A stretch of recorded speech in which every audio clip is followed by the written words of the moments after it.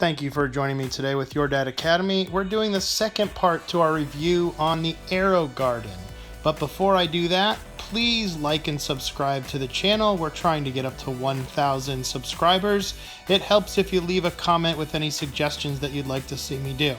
So what I did was the AeroGarden review, where I started up an AeroGarden to see if we could get some things growing. I was intrigued by using coffee grounds to start my own garden, where I used leftovers and some beans that I had in my pantry, so you can see me doing my own version of an AeroGarden with just coffee grounds, but then I wanted to try the real product. So here it is after about 5 days. You see them starting to sprout. It has these little domes to keep in the moisture. And here's a couple days later, so this is about 7 days after the start. Then this is 9 days, and I had to take off some of the domes because they were getting too tall. And so this is about 2 weeks in, so they're coming up pretty good. All right, this is only about 2 weeks and a day. But we just were really excited to see this. This was about 20 days in, and then finally this is about 30 days in. So it was pretty fun to raise that light up every once in a while, every 2 clicks, every few days, because they were growing so tall. And we got to start to prune the basil right here. The tomato is not growing as high as it should, mostly probably because the basil is actually starting to block the light.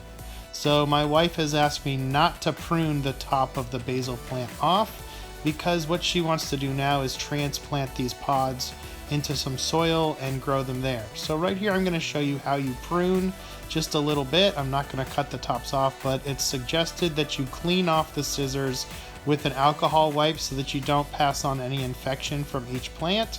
So I'm just going to cut off one leaf, and that's basically how you prune. Now, I personally am not a fan of using scissors on the basil. I just use my fingernails and I pinch off the leaf.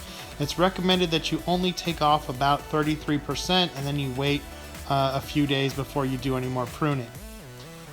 It's interesting right here, as you can see, the tomato plant is starting to grow around that.